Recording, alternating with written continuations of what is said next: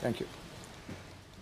I met a very senior, respected Sinhala politician a day or two ago. He made a pertinent observation. He said my speeches were not vituperative nor abusive. He advised never lose sight of the need to be objective. I truly value this advice. I hate none, but I love truth. I have come to conclusions about our past after studying certain historical facts. If my conclusions are wrong, others must point out the shortcomings in my conclusions. Instead, to get upset and abuse me and invite me for public debate does not make truth a falsehood or vice versa.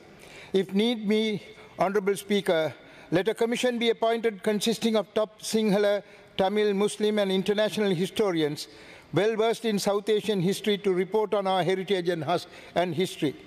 The historians must be internationally recognized persons. I, for my part, would like to tender a note to your honor to be included in the Hansard, which speaks of the antiquity of the Tamil language and the Tamil society in Sri Lanka, prepared by a respected emeritus professor of history, Professor Padmanathan. To my friend Mr. Udaya Gamanpilla, I like to tell him that during the past 10 or 15 years, all his historical references have become outdated. Let him learn his history again and then come back. An honorable member from Colombo named me personally yesterday and referred to certain matters against me. I may be given a few minutes in addition to my quota, if possible, to reply him. Firstly, he said that I had forbidden Sinhalese and Muslims entering North when I was Chief Minister. Truly, I must be a demon to have said so when my children have both married Sinhalese. Mr. Speaker, I do not indulge in such vituperative racial exercises. I would like to see any video or audio report of such speech, if there be one, to explain to the honourable member. But certainly, I may have said that it was wrong to bring outsiders to set them up in the Mahabali colonization schemes contrary to international law principles, which expects the local people to be given priority. Honourable member asked if I had given blood to patients and went on to say only military members give blood to blood banks. Honourable members should realize the people of the North had given blood to blood banks prior to the army coming to the North as well as afterwards. They are aware that all blood fall within 4 categories. They do not believe, as some do, that some are born with blue blood. The honourable member asked me naively, what of the Tamils of the other part of the country constituting almost 60% if federalism is granted to the North and East? Honourable member should remember that we do not ask for separation. Federalism is unity in diversity. Nothing adverse will happen to the Tamils elsewhere unless the honourable member sets up his goondas to attack them for no fault of theirs. There were certain other matters he had said, but I have forgotten them. When the occasion arises, I shall deal with them.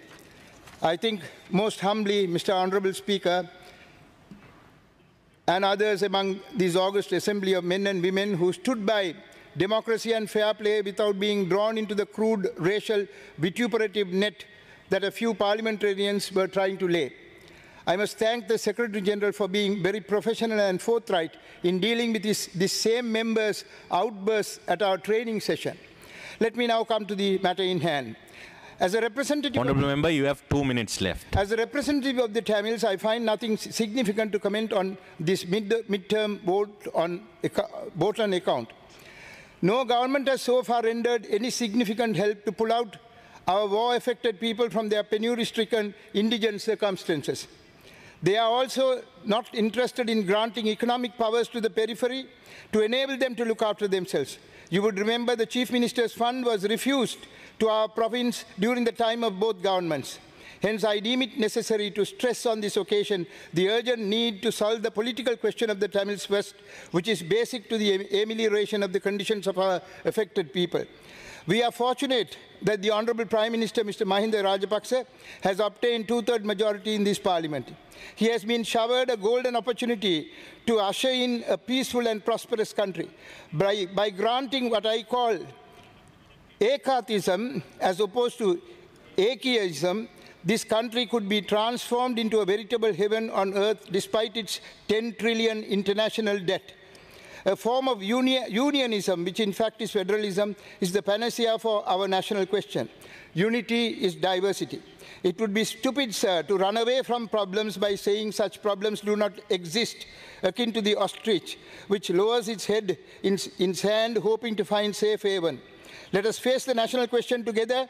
Let us not hand it over to the next generation. To win a war is easy, but to bring about peace is extremely difficult. But it is peace that could usher in permanent victory. It is this realization that made King Asoka to embrace Buddhism.